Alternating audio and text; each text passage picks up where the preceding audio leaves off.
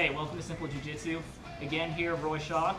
This is my very, very good friend, Professor Lane Andrews. He's a Hobsonmore black belt, great Jiu Jitsu, and he's a special guest today. He's going to come in and he's going to explain to us a lot of how to get top pressure. I have a lot of guys come to me and they say, I get the side control, but I can't hold the guy, you know, and then they'll say like, hey, when so-and-so gets on top of me, he feels like he's 5,000 pounds. And Lane is a absolute 100% perfect example. You know, I'm a lot heavier and bigger than Lane. When he gets on top of me, it feels like there's a 500-pound guy on me. So he's going to come in and explain like how he drops his pressure and how he keeps somebody controlled on the mat. Here we go. So, a couple things. One, in order to maintain side control, I always have to control his hip, so I need to be mindful of that. But I also have to control his head. So, one thing I do with my forearm here is I don't come underneath for this chin pressure the way a lot of people teach it. This grip and then drive the shoulder into the chin.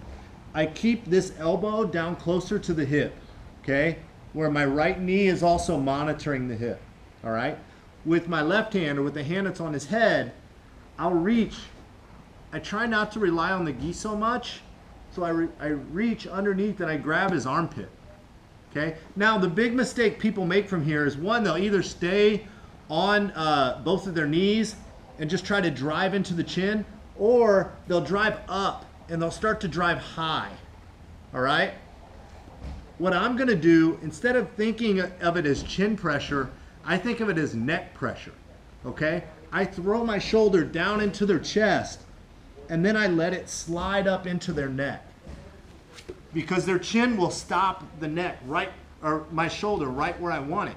If I think of it as chin pressure and I get up here on his chin, as soon as he moves me a little bit and starts to turn, he'll be able to turn his head in, and now I'm high on the head and I can't control. So I want my shoulder to be stuck in between his collarbone and his chin.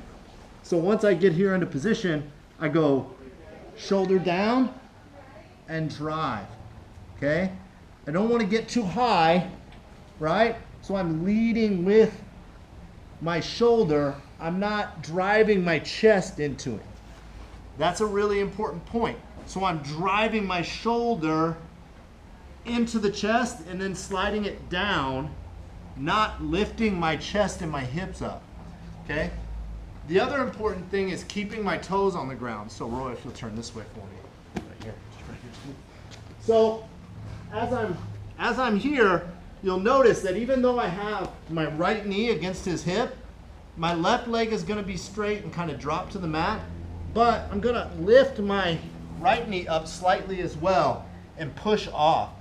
So that way I transition all of my weight into a central point on Roy's body. If my knee stays on the ground, or if both of my knees stay on the ground, my energy is gonna be on the ground. I gotta redirect my energy from the mat, through my toes, out my shoulder, into his neck.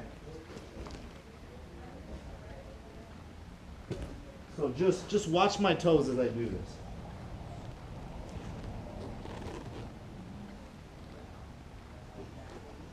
So come this way. So I'm here, and I'm driving. Roy, why don't you move out of the way real quick? When I'm here and I'm here, okay? Shoulder down, chin in. You see how my knee comes up and floats as I sit down to drive into him? I'm just floating my knee like this. You can use that kind of pressure from half guard really well as well, and maybe that'll be our next video. Hey, thanks again to Professor Andrews. He is a very, very good jiu-jitsu guy. If you're ever in the Tampa area, check out SouthTampaJiu-Jitsu.com. He has a school down here that he runs locally. He's got a lot of beasts on the mat right here. It's pretty crazy. So hey, thank you again, and stay tuned. Thanks.